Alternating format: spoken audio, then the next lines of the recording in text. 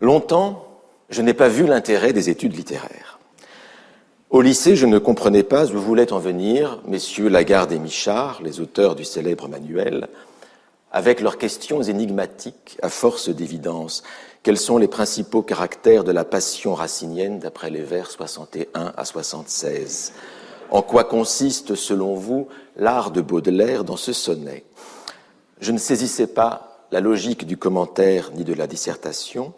Je me demandais en somme à quoi servait le discours sur la littérature. Ce sentiment me poursuivit jusqu'au concours de l'agrégation et je ne réussis à m'en débarrasser que le jour où je décidai de faire de cette interrogation la base même de mon travail. Du moment où, saisi d'une folle présomption, je compris que mon problème avec la littérature n'était peut-être rien d'autre que le problème de la littérature, je fus en paix avec moi-même. Et si je me retrouve aujourd'hui devant vous, c'est peut-être aussi pour m'être hasardé à pousser jusqu'au bout un tel questionnement. Car mon déchirement personnel ne faisait en réalité que refléter le propre déchirement des études littéraires. D'un côté, celles-ci prétendent au développement d'un savoir de premier ordre sur l'esprit humain, sur son activité linguistique, symbolique, imaginative, comme sur la société en général. D'un autre côté, elles satisfont un besoin de nature esthétique. Elles ont affaire au goût et au plaisir. L'amour de la littérature est le moteur premier des études littéraires. On n'étudie pas le cancer ou les atrocités de la Seconde Guerre mondiale pour les mêmes raisons, et cette motivation singulière suffit à mettre à part des autres sciences celle de la littérature comme celle des arts en général. Or, les deux ambitions fondatrices des études littéraires, l'une d'ordre épistémologique, l'autre d'ordre esthétique, ne s'accordent pas forcément entre elles. Est-il possible, par exemple, de concilier la tentation ontologique, d'une part, qui incite à étudier et à célébrer ce qu'il y a de plus beau et de plus remarquable dans la littérature, avec la mission épistémique, d'autre part, laquelle consiste à décrire le réel de la façon la plus précise et la plus complète, sans préjugés et avec les outils les plus adéquats. Le littéraire que je suis vit dans cette instabilité fondamentale, ou cet écartèlement permanent entre le choix et la totalité, entre la participation à l'expérience esthétique et littéraire telle qu'elle s'est historiquement constituée et l'objectivation de cette même expérience, entre la séduction et la dissection. L'enseignement que vous avez eu, chers collègues, la générosité de me confier sur cette chaire de littérature comparée, visera précisément à franchir ces limites imposées et à dépasser cette contradiction originelle en montrant que l'idéal scientifique d'objectivité, d'universalité et d'exhaustivité qui devrait être celui du chercheur en littérature peut être mis au service de l'expérience esthétique elle-même. Or, c'est justement parce que dans un cours de littérature, il s'agit aussi d'admirer et de se laisser charmer qu'il ne m'a pas semblé déplacé de convoquer en ouverture de cette leçon un poème dont la perfection formelle fournirait à elle seule une raison suffisante de le citer comme un tribut apporté à cette même littérature dont nous devrons apprendre à renoncer provisoirement les prestiges. Voici une autre raison, pourtant. Le sonnet éclatant que je vous ai lu, l'un des plus célèbres de notre langue, figurant en bonne place dans toutes les anthologies et tous les manuels. Bref, ce monument de la poésie française a été écrit par ce qu'il faut bien appeler un étranger. José María de Heredia, natif de Cuba, était en effet sujet espagnol, quoique de mère française, lorsqu'il composa Les Conquérants à l'âge de 27 ans.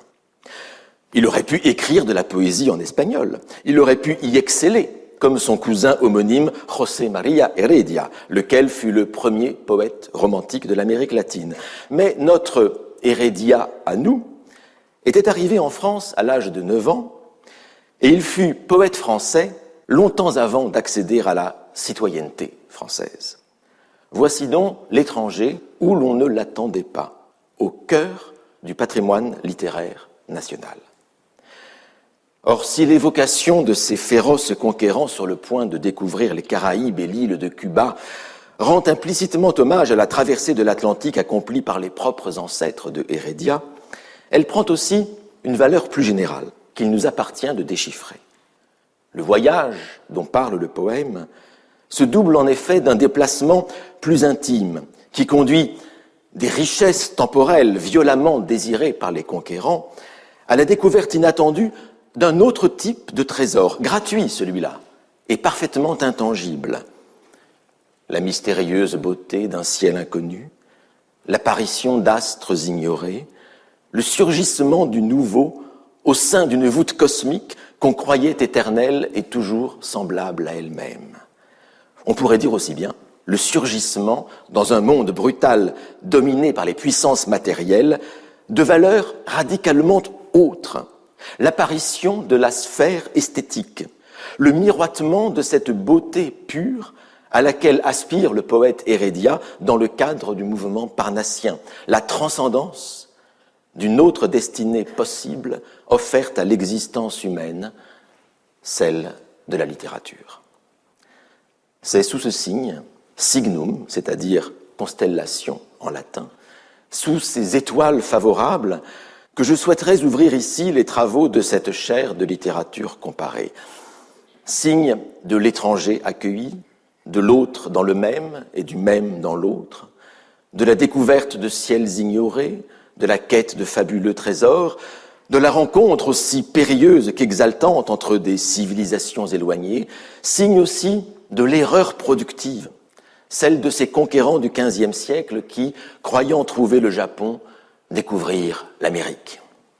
À nous aussi, désormais, il faudra lever l'ancre, incliner nos antennes, passer les bords mystérieux de nos littératures, de nos habitudes acquises, et partir en quête de ces littératures étrangères, de ces textes différents et lointains, quitte, comme Christophe Colomb, à nous tromper et à découvrir en chemin d'autres trésors que ceux que nous espérions.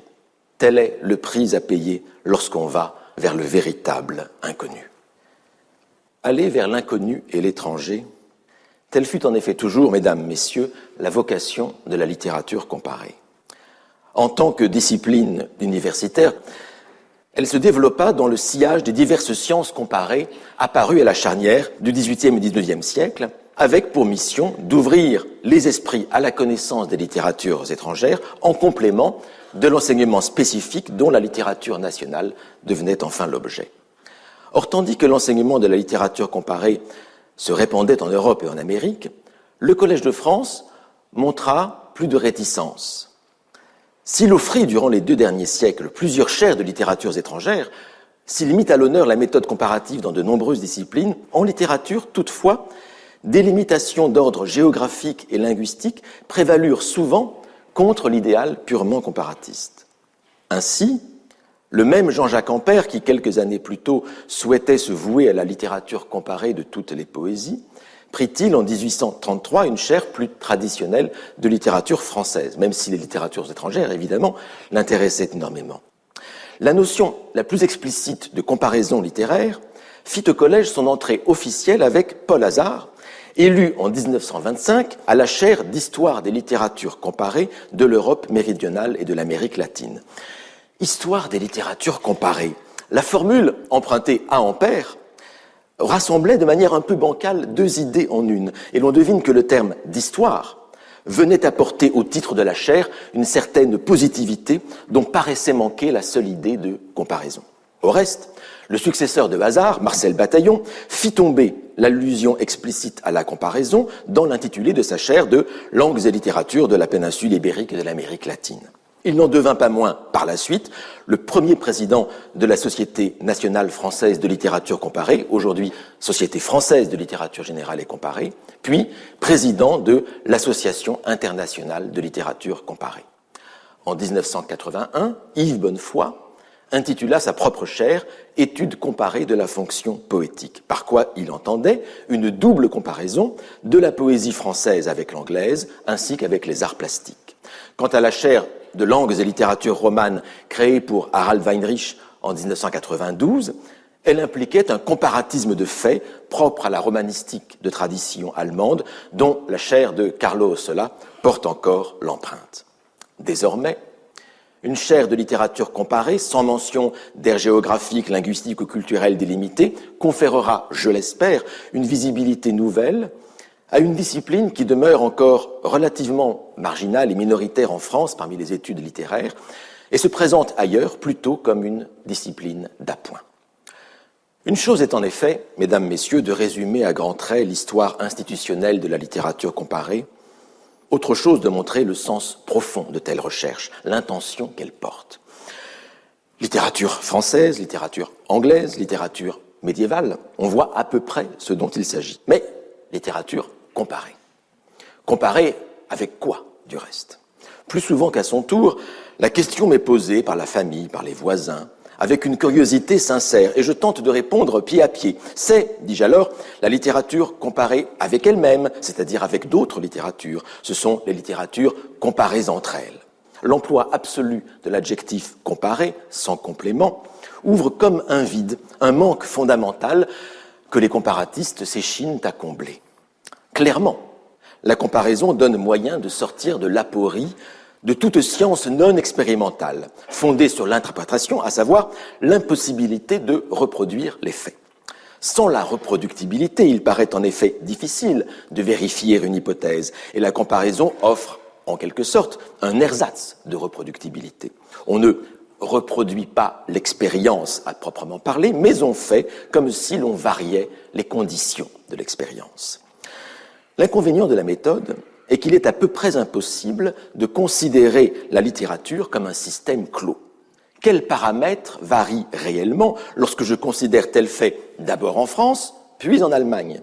Je puis tâcher d'en établir la liste précise, mais elle sera toujours incomplète. Nécessaire, la comparaison n'est donc pas suffisante. Elle n'est pas la solution à tous les problèmes des études littéraires, d'autant qu'il y a aussi, comme le montrait Marcel Détienne, des faits incomparables. Ces difficultés ont fait et font toujours l'objet de nombreux débats. Et depuis plus d'un demi-siècle, en gros, depuis la querelle fameuse qui, en 1958, opposa à Chapel Hill les tenants d'une littérature comparée à la française, attachée au modèle positiviste, aux questions d'influence et aux rapports de fait, et ceux d'une littérature comparée américaine à dimension plus théorique et générale, la discipline semble plonger dans une crise permanente de définition, tant et si bien que l'on a parfois l'impression, dans les congrès comparatistes, que la littérature comparée n'aurait d'autre objet que de réfléchir à sa propre essence, à ses buts, à sa mission et à sa méthode. Vous me direz que c'est précisément ce que je suis en train de faire ce soir. Certes, mais c'est parce que les circonstances m'y obligent. Aussi voudrais-je aujourd'hui m'affranchir de mes derniers scrupules et dire ici le fond de ma pensée, un peu brutalement peut-être, pour moi, à certains égards, la littérature comparée n'existe pas. Du moins n'est-elle à mes yeux que le nom donné à l'étude de la littérature sans la moindre limite, à l'étude de la littérature tout court. Et la littérature tout court, c'est, paradoxalement, la littérature dans toute son immensité. C'est la possibilité toujours ouverte de s'embarquer pour les lointains tels les conquérants de Heredia. S'il y a une utilité institutionnelle des départements de littérature comparée, elle se situe bien là, dans cette garantie donnée à la liberté, celle de s'intéresser à toute la littérature, à toutes les littératures, ensemble ou séparément, et à tout ce qui y touche de près ou de loin, c'est-à-dire aux arts, à la religion, à la pensée, à tout ce qui compose une culture et définit une société. Il ne s'agit que d'user de cette liberté. La littérature comparée, c'est la discipline de l'absence de discipline. Et c'est pourquoi j'ai frémi d'enthousiasme lorsque j'ai compris que le Collège de France se montrait disposé à m'offrir un tel espace de liberté. Longtemps, j'ai cru que les collègues, historiens, philosophes, anthropologues, comprendraient le danger qu'il y aurait à introduire dans cette noble enceinte une curiosité si peu contrôlable. Je ne sais de quel aveuglement ils étaient les victimes, mais maintenant que je suis passé de l'autre côté de la table, je ne crains plus rien à les détromper. À moins qu'il ne faille voir, dans la création de cette chaire, une injonction supplémentaire à la liberté, donnée par la plus libre de toutes les institutions. La mission est vertigineuse, en effet, oui, La littérature comparée doit avoir pour vocation privilégiée une description totale de la littérature, c'est-à-dire une description qui fasse fi, dans la mesure du possible, et selon des capacités toujours forcément limitées du chercheur, qui fasse fi des barrières nationales, culturelles ou linguistiques, et qui envisage les problèmes littéraires dans leur plus grande globalité, sans s'arrêter aux frontières et aux lignes de démarcation plus ou moins imposées par le confort intellectuel, les habitudes individuelles et les traditions scolaires et universitaires. À quelle échelle, en effet, envisager un problème quelconque de l'histoire littéraire? On voit bien que l'échelle européenne vaut pour un grand nombre de sujets intéressant la littérature française, mais de quelle Europe s'agira-t-il? Une définition large s'impose, intégrant les littératures des langues européennes, de quelque continent qu'elles viennent, et notamment des Amériques. Mais pourquoi s'arrêter là? Dès l'Antiquité classique, les échanges méditerranéens et eurasiens mirent en contact les cultures européennes avec l'Afrique et l'Asie. Et ils ne cessèrent de se complexifier, en particulier avec les mouvements de colonisation puis de décolonisation. Nulle littérature n'est une île. Matthew Arnold le disait déjà en 1857 lors de sa leçon inaugurale à Oxford. Aucun événement, aucune littérature d'aucune sorte ne peut se comprendre de façon satisfaisante sans une mise en relation avec d'autres événements, avec d'autres littératures. En toute rigueur, c'est l'étude isolée des littératures nationales qui mériterait justification, et non point la littérature comparée dont la largeur de vue correspond à la pratique commune. Le lecteur ordinaire fait rarement acception de l'origine de ses lectures, rendues homogènes par la traduction. La littérature comparée, c'est donc la littérature dans toute son étendue. Mais justement, quelle est l'étendue de la littérature? Les définitions habituelles de la discipline supposent en effet que les littératures existent, que la limite de leur extension est connue, qu'elles sont un donné. Fondée au XIXe siècle, la littérature comparée a pour handicap notable, sinon pour péché originel, de poser comme absolu ce qui n'est en réalité qu'un artefact historique et culturel. Il serait trop simple d'admettre candidement, comme le fit un jour Étiamble, que l'ensemble des littératures nationales forment la littérature sans adjectif. Car c'est justement la possibilité même d'un tel ensemble qui fait problème, ainsi que l'existence de différentes littératures dans chaque pays ou chaque nation.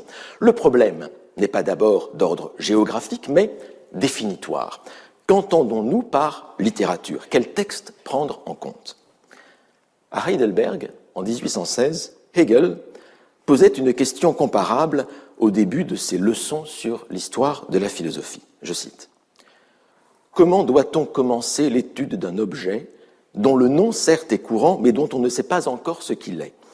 Avec une telle manière de procéder en histoire de la philosophie, on ne saurait prendre d'autre fil conducteur que de rechercher et de recueillir ce à quoi le nom de philosophie a été donné en quelque lieu et à quelque moment que ce soit. » Fin de citation.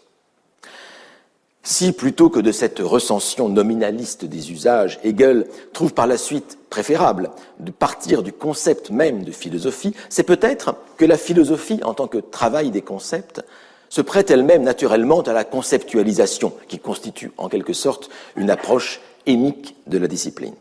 Les pratiques littéraires, quant à elles, dispersées sur un temps et un espace bien plus vastes que les exercices philosophiques, et bien moins européocentrés que ces derniers, se laissent moins commodément subsumer sous un concept suffisamment pertinent. Lire toute la littérature supposerait déjà de savoir ce qu'elle est. Est-elle ce qui nous a été transmis sous ce nom par l'école ou par la tradition? Mais le nom a varié avec le temps, et le périmètre qu'il définit n'a pas toujours eu l'unité que nous lui attribuons aujourd'hui. La littérature est-elle tout ce qui a été publié? Mais l'acte de publication, au sens moderne du terme, n'a pas toujours existé. Que faire du reste de ce qui a été rejeté par les éditeurs? Quel sort réservé à ce qui n'a pas été envoyé à un éditeur, mais est écrit pour soi? Que faire de la presse? Que faire des productions orales?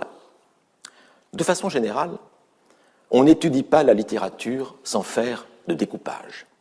On découpe la littérature dans l'ensemble des faits sociaux, on découpe ce qu'on nomme littérature parmi un ensemble de textes, on découpe une littérature dans l'ensemble des textes qui existent dans le monde.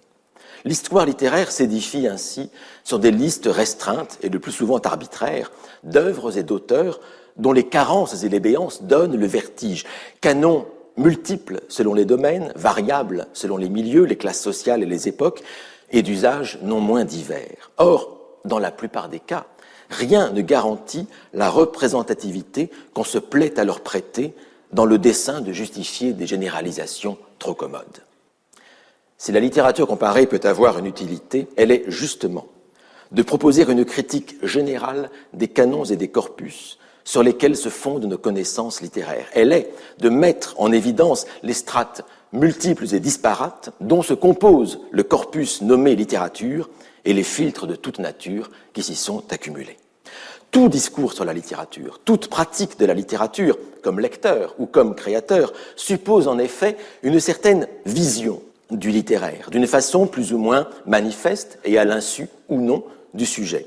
Et cette vision, le plus souvent complètement implicite et informulée, est exprimable en concepts qui relèvent, quant à eux, de la théorie explicite. Or, cette théorie, le plus souvent inconsciente, a une histoire, non moins que la théorie des théoriciens.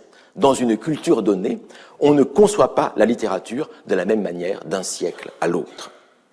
La littérature comparée ne repose pas seulement sur la comparaison entre des littératures et des cultures différentes, car cette différence recherchée est en réalité, si l'on y veut bien regarder de plus près, interne aux littératures et aux cultures considérées. On peut et l'on doit donc sortir d'un paradigme comparatiste rigidifiant que l'on a parfois reproché à la discipline, un paradigme construisant des objets prédéterminés, nationaux par exemple, la France et l'Allemagne, trop aisément opposables l'un à l'autre. On peut et l'on doit en sortir en considérant la variabilité en synchronie et en diachronie des conceptions de la littérature à l'intérieur d'un même ensemble, depuis l'Antiquité jusqu'à l'époque la plus récente. C'est pourquoi j'ai tenu à ce que l'intitulé de cette chaire fût mis au pluriel, et qu'il y fût proposé l'étude non pas de la littérature, mais des littératures comparées.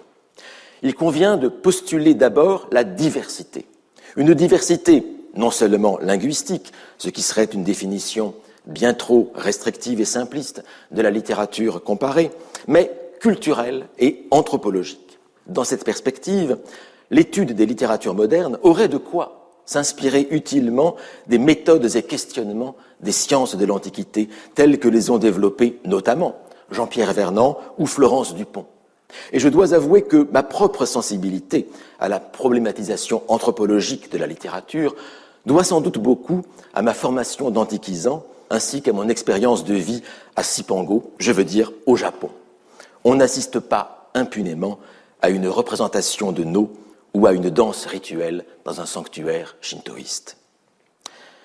Sur cette chaire, intitulée « Littérature comparée », au pluriel et sans déterminant de lieu ou de temps, il s'agira donc d'explorer une problématique, celle de la littérature elle-même, de sa nature, de son corpus, de sa fonction et de sa variabilité historique et culturelle. Il conviendra de penser résolument la littérature depuis l'extérieur, hors de tous nos implicites, en resituant toute proposition sur la littérature dans le cadre d'une histoire des théories de la littérature, entendue comme une histoire des conceptions et des imaginaires de la littérature, c'est-à-dire, en dernier ressort, comme une histoire des littératures, ou plutôt des objets successifs ou concomitants au sein d'une même société ou dans des sociétés diverses que, rétrospectivement, par convention et commodité de langage, nous rassemblons à présent sous le nom de littérature.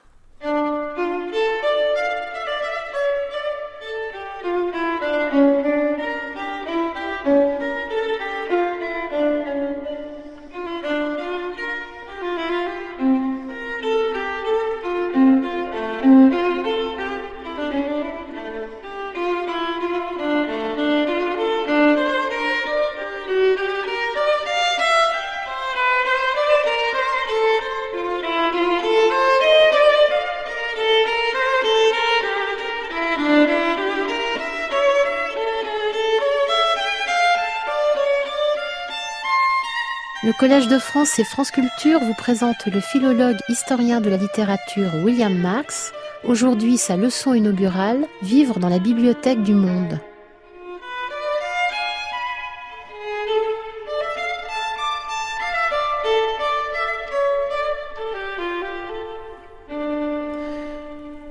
développer une telle description de la littérature, construire une histoire des canons, ce n'est pas seulement raconter une histoire ou faire avancer la science.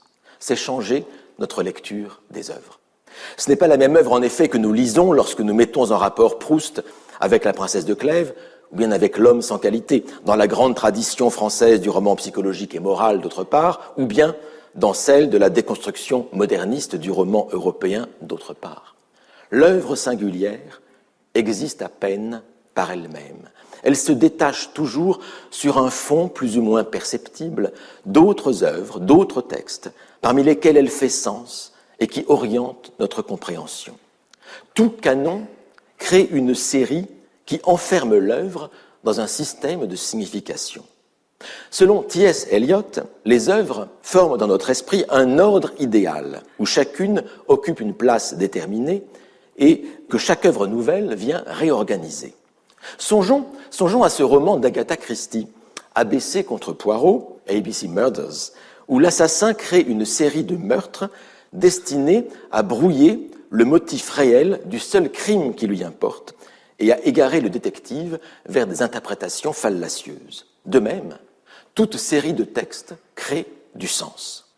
La différence toutefois entre le crime et la littérature, c'est qu'aucune œuvre littéraire n'est indépendante d'une série. Aucune ne se lit isolément. Toute lecture, que nous en ayons conscience ou non, est une lecture comparée. Or, une telle puissance créatrice et herméneutique de la comparaison m'oblige à travailler en littéraire, et non pas seulement en historien. Ce qui importe à mon regard, c'est aussi la façon dont les œuvres sont lues aujourd'hui et seront lues demain. Ici se concentre la fragilité et le déchirement spécifique liés à ma position. Alors que tout mon travail vise à historiciser ma posture de lecteur, historicisation ne vaut pas annulation. Tout en éprouvant la relativité et la singularité historique de ma propre conception de la littérature, moins la mienne propre du reste que celle de l'époque et de la culture auquel j'appartiens, je ne peux pas ne pas persévérer dans mon être et continuer à lire les textes et à partager mon goût pour la littérature comme je l'ai toujours fait. Cet écartèlement ironique entre la distance historique et la participation esthétique, je le crois toutefois productif de sens et d'imagination, sinon de science. Mais permettez-vous de citer un exemple tiré de mes propres travaux. M'interrogeant sur l'incompréhension des modernes vis-à-vis de la tragédie grecque, il me fut possible de montrer que les tragédies grecques formaient en réalité un corpus bien plus hétérogène qu'on ne le croyait, et que la sélection des 32 tragédies transmises par la tradition était le produit d'un biais idéologique et esthétique. Notre image mentale de la tragédie avait ainsi été abusivement amputée de toutes ces tragédies, beaucoup plus nombreuses qu'on aurait pu le penser, qui paradoxalement finissaient bien, les tragédies heureuses. Or, rectifier notre conception des tragédies grecques modifie non seulement notre façon de les lire ou de les mettre en scène, mais aussi notre propre croyance au tragique de l'existence. Un simple déplacement de l'équilibre du canon est susceptible d'altérer notre rapport au monde, tant les œuvres littéraires nous servent de modèle pour penser notre propre vie.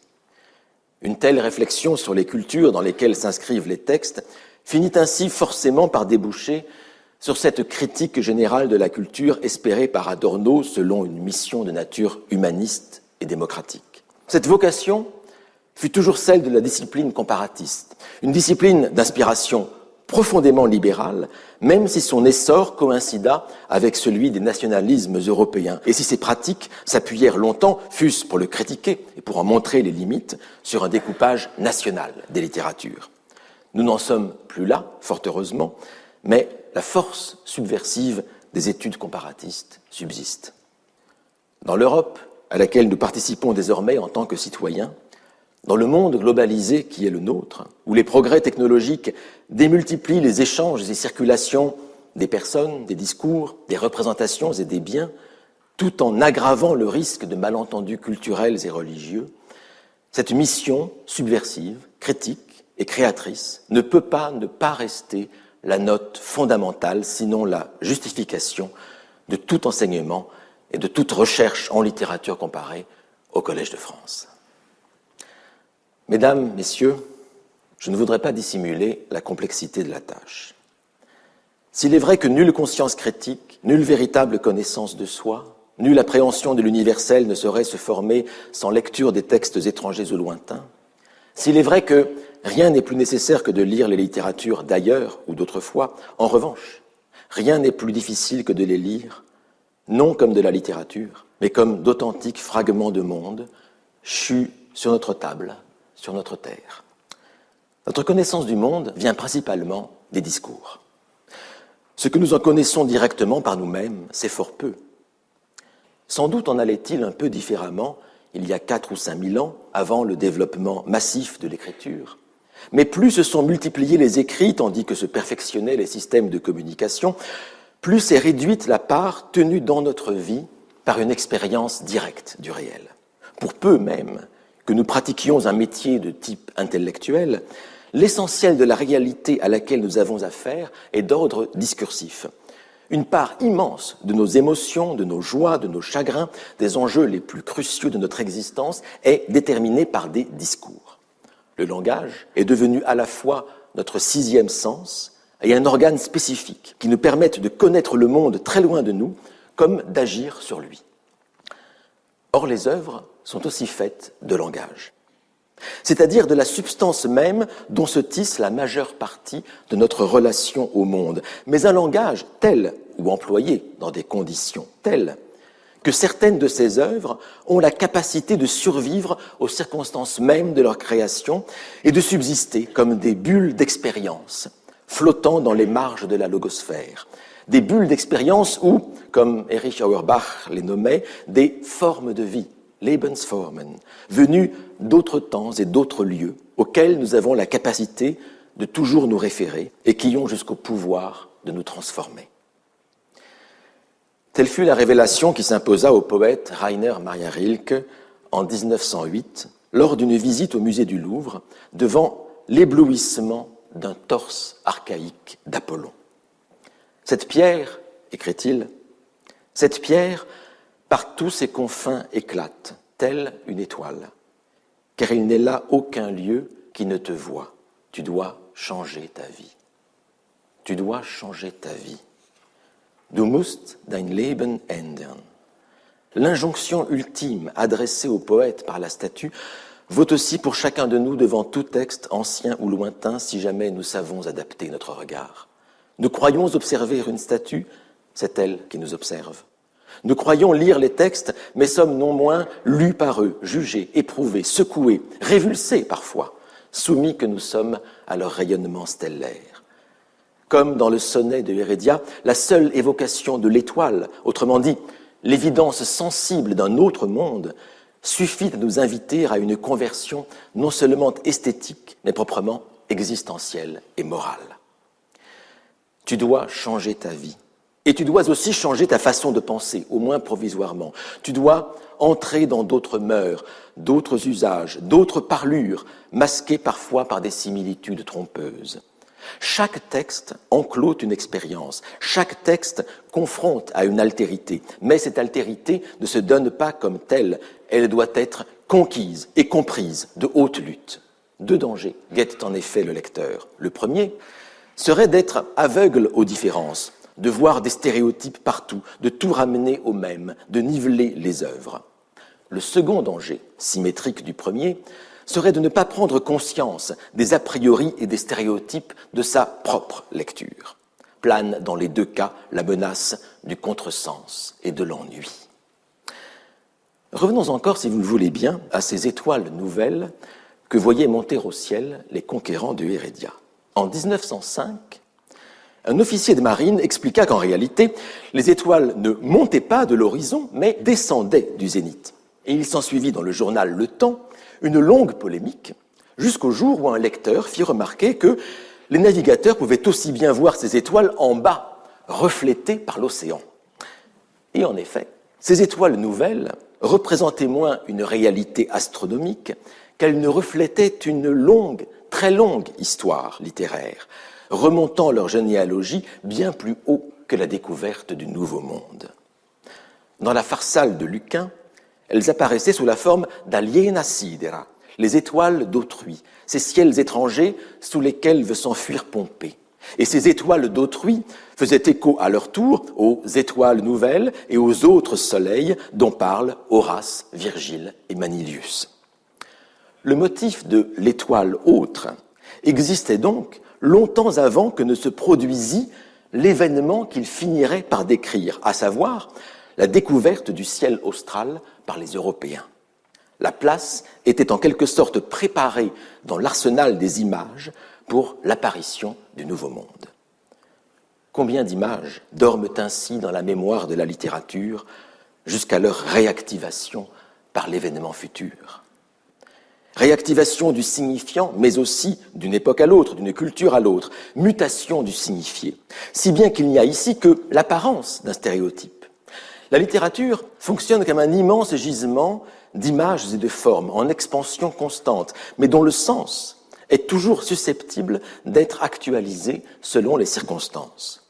Le continuum entre le langage et notre expérience du monde, notre besoin ou notre désir d'un référent, confèrent à tout énoncé littéraire la capacité de se raccrocher à une portion de réalité. Nulle forme n'est dotée d'une signification névariéture ou indépendante d'un contexte. Là serait la limite de toute interprétation excessivement formaliste de la littérature. Les étoiles d'autrui de Lucain, celles sous lesquelles vivent d'autres peuples, devinrent ainsi, aux Amériques, 15 siècles plus tard, de simples étoiles nouvelles, sans lien avec d'autres hommes. Et tel fut en effet le point de vue purement subjectif des conquérants de Hérédia. Ils firent comme s'ils découvraient une terre vierge de toute humanité. On sait le drame historique gigantesque qui résulta d'un tel déni. Si vieux que soit le monde dont provient le motif des étoiles nouvelles, elles n'en réussissent donc pas moins à prendre chez Hérédia un autre sens, à décrire une réalité inédite et vécue, voire à matérialiser poétiquement le cynisme de l'idéal colonial. S'il est vrai que la prise en compte d'un espace nouveau par le discours opère inévitablement à partir de schèmes anciens, si le stéréotype sert parfois à figer l'altérité de façon commode et confortable, cette altérité vient malgré tout travailler les textes de l'intérieur et les rendre bien plus neufs et ouverts que ne veut l'avouer une certaine critique postcoloniale. La grande étude d'Edward Said sur l'orientalisme trouve ici sans doute ses limites. Pas de liberté qui ne s'exerce dans une structure. C'est la colombe de Kant qui croyait voler mieux et plus vite et plus haut si elle évoluait dans le vide. Or, sans air, pas de vol possible. Et pas davantage de littérature sans langue ni culture, sans mythe ni lieu commun. La langue est fasciste. Elle oblige à dire, affirmait ici même Roland Barthes. Mais la capacité de tricher avec elle, il la nommait littérature. La langue est fasciste, mais 10 langues ensemble sont moins fascistes qu'une seule. Et 10 littératures forment autant de libertés nouvelles. Ne lire en effet qu'une seule littérature, c'est se condamner à en faire un point aveugle. Plutôt que de dire ce qu'est la littérature ou notre littérature, disons d'abord ce qu'elle n'est pas. Quelles sont ses marges, ses alentours? Observons-la depuis les littératures autres. En travaillant à une histoire et à une géographie différentielle du concept de littérature, il s'agit de provoquer chez le lecteur contemporain un sentiment d'étrangeté par rapport à lui-même, de déstabiliser ses systèmes de valeurs et sa vision du monde. Non pas le dépaysement pour le plaisir du dépaysement, même si l'on ne saurait dénier l'excitation d'entrer en territoires inconnus, mais un dépaysement visant à la défamiliarisation. Les limites à franchir ne sont pas placées seulement dans l'objet littéraire qu'il convient d'observer à distance suffisante, mais aussi dans le sujet, inconscient des œillères imposées par sa propre culture. Or, le premier obstacle à faire tomber le principal problème de la littérature, c'est la littérature elle-même. Je veux dire, la notion même de littérature, avec tout ce qu'elle implique de présupposés et d'usages historiquement datés et géographiquement localisés. En gros, l'Europe des 2 derniers siècles. Notre amour historiquement situé de la littérature nous impose, paradoxalement, comme premier devoir, de nous arracher à l'historicité de cette même littérature. C'est au nom de la littérature que nous devons nous détacher de celle-ci. Et voilà pourquoi il nous faut d'un seul mouvement construire et explorer la bibliothèque mondiale ou totale. Et je dis bien bibliothèque mondiale et non pas littérature mondiale. On lit la littérature mondiale, mais on lit dans la bibliothèque mondiale. Deux attitudes radicalement différentes. Lire, étymologiquement, c'est legere, recueillir, choisir, butiner. Et legere, c'est choisir à l'intérieur d'une bibliothèque. Nous avons tous en nous des bibliothèques inconscientes, des bibliothèques mentales, des bibliothèques invisibles qui donnent sens à chaque texte littéraire et clôturent également sa signification. Il est donc illusoire de penser qu'il serait possible d'échapper au canon ou à la bibliothèque. Seule une autre bibliothèque peut nous sauver de la bibliothèque.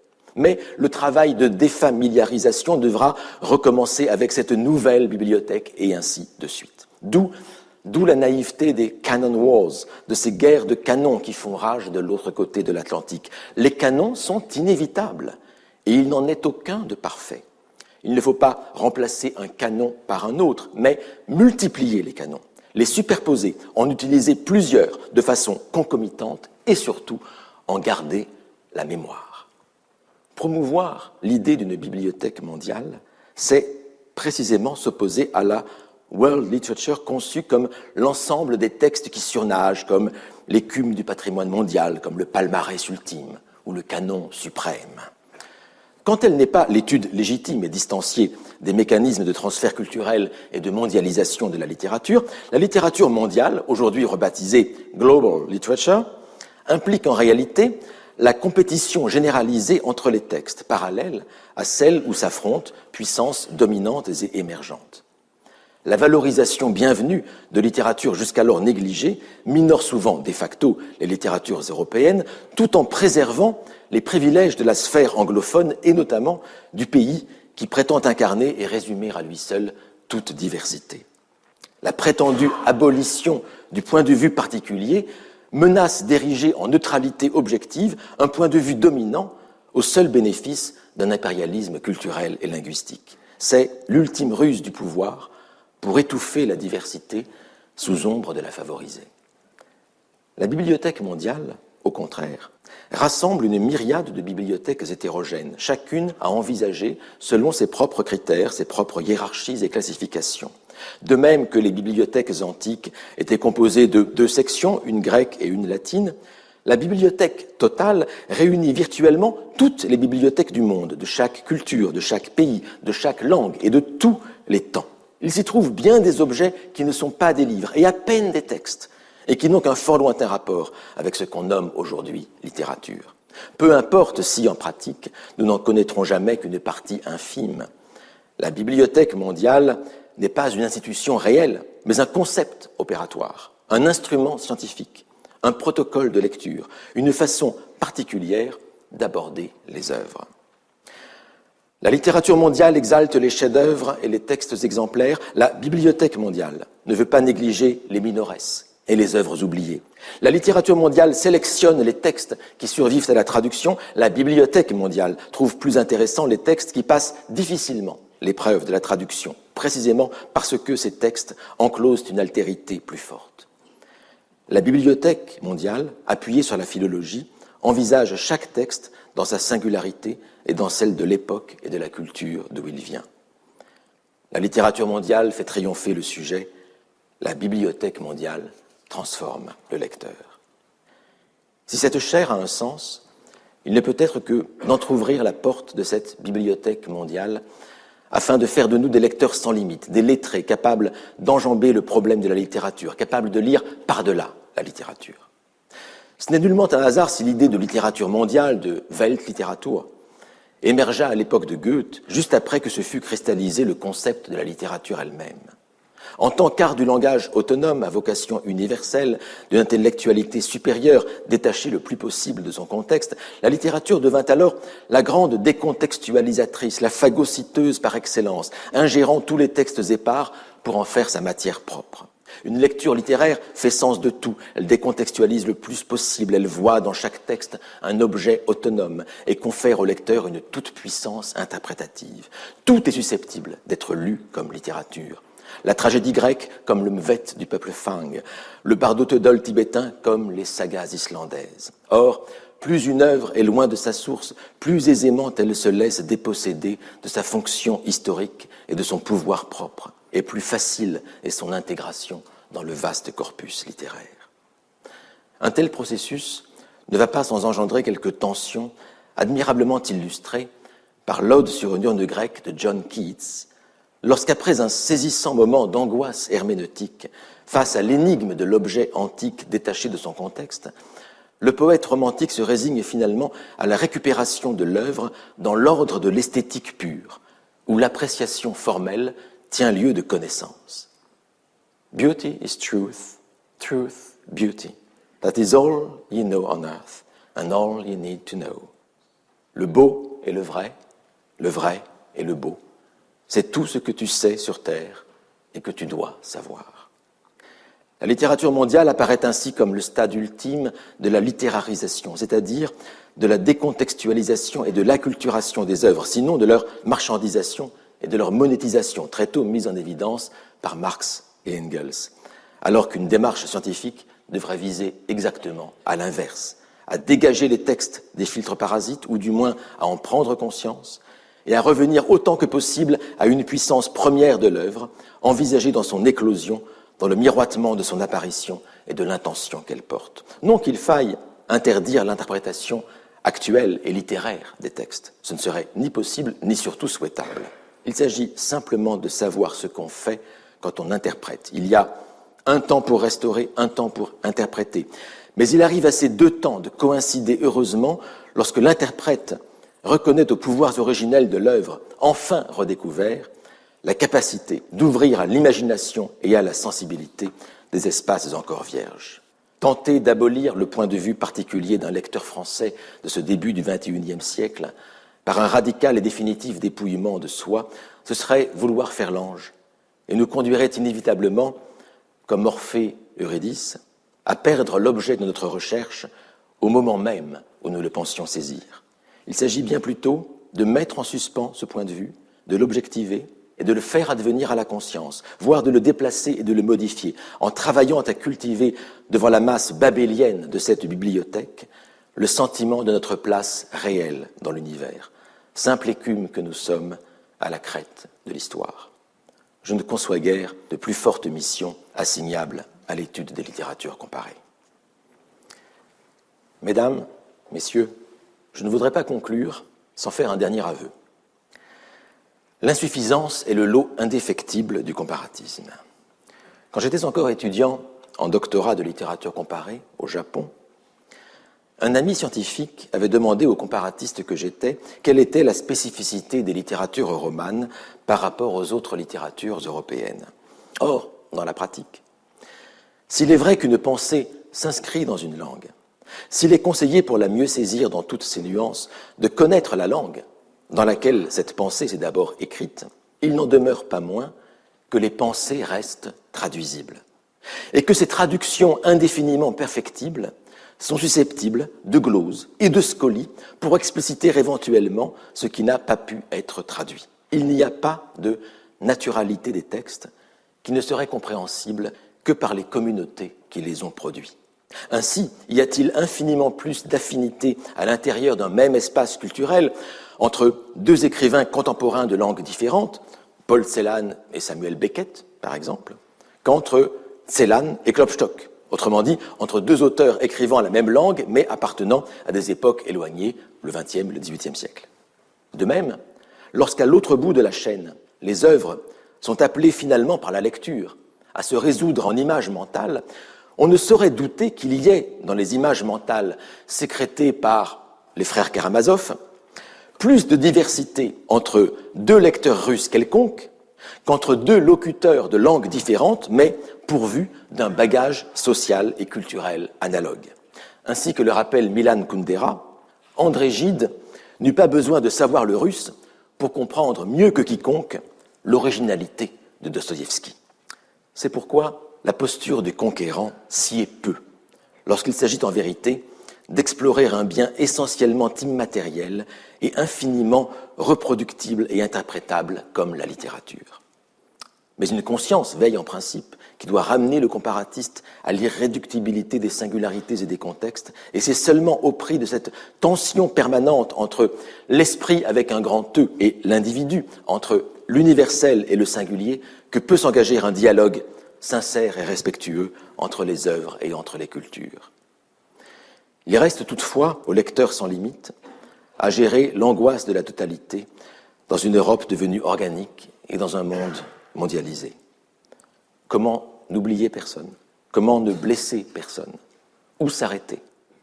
Prévaudra toujours l'idée que le corpus n'est pas clos, pas complet, qu'il pourrait et devrait toujours être complété. Paul Valéry le disait en cette place. Je vous rappelle que l'objet de ce cours n'est pas d'enseigner, mais d'éveiller. Non pas de rendre certaines choses plus faciles, mais au contraire plus difficiles devant vous. Non pas de résoudre des problèmes, mais d'en énoncer, de dresser des obstacles là où vous marchez librement. On ne pose pas sans risque le problème de la littérature en tant que littérature. Et si j'arrive ici avec plus de questions que de réponses, il ne faut pas s'en étonner. La littérature comparée, ou la lecture sans limite, par-delà la littérature, est d'abord une démarche interrogative. Si elle peut permettre de révoquer en doute des savoirs trop assurés, de perturber des habitudes trop ancrées, de déstabiliser des notions trop figées, ce sera à lui seul un bénéfice énorme et suffisant. Qu'elle se contente de proposer une leçon de prudence et de modestie face à l'immensité des savoirs mis en jeu et à la complexité et la diversité des corpus, ce sera déjà bien. Le comparatisme, et je terminerai par ces mots, mesdames, messieurs, le comparatisme est une inquiétude.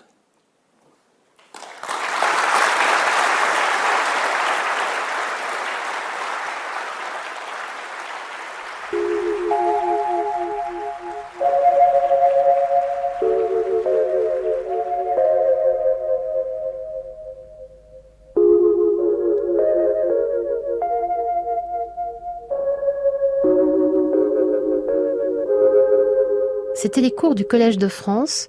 Vous venez d'écouter la leçon inaugurale de William Marx intitulée « Vivre dans la bibliothèque du monde ». Sur les sites de France Culture et du Collège de France, vous retrouverez tous les liens, la vidéo et les informations autour de cette diffusion, ainsi que l'ensemble des cours de William Marx. Sa leçon inaugurale est publiée chez Fayard. Parmi ses nombreux ouvrages, je rappelle L'adieu à la littérature en 2005 et La haine de la littérature en 2015, tous deux aux éditions de Minuit.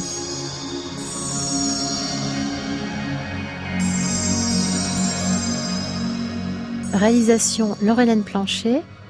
Présentation et coordination Meryl Moneghetti.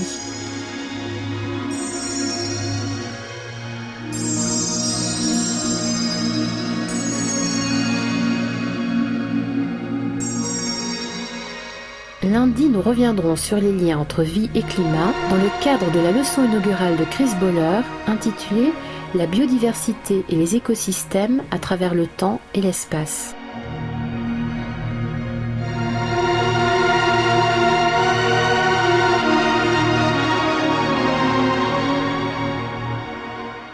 Et dans quelques instants, voici les petits matins. Belle journée à l'écoute de France Culture.